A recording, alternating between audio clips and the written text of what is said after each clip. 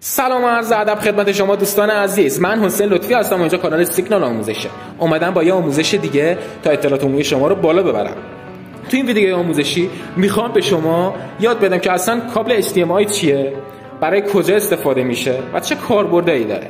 کابل HDMI کابل برای انتقال تصویر و صوته. واسه مثال شما میخواید تصویر دستگاه دیجیتال ریسیور ماهوارتون، پلی استیشن، سگا، ایکس باکس یا دستگاه DVR دوربین مداربستتون رو به روی تلویزیون انتقال بدید.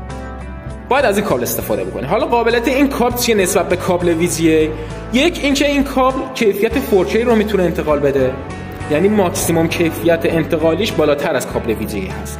دوم از همه اینکه این کابل میتونه طول‌های بیشتری رو انتقال بده.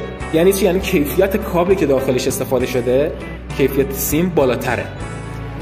و مورد دیگه که هست اینه که این کابل میتونه جدا از تصویر صوت هم انتقال بده. یعنی شما نیازی به کابل‌های انتقال صوت دیگه ندارید. فقط کافیه که این کابل رو یک سر به پلی استیشن یا ایکس باکس دستگاه دوربینتون وصل بکنید، اون سمتش هم وصل بکنید به تلویزیونتون. حالا به هر تعداد ورودی که داره، ورودی 1 تا 4 1 تا 2 میتونید متصل بکنید و هم صدا هم تصویر رو به صورت همزمان داشته باشید.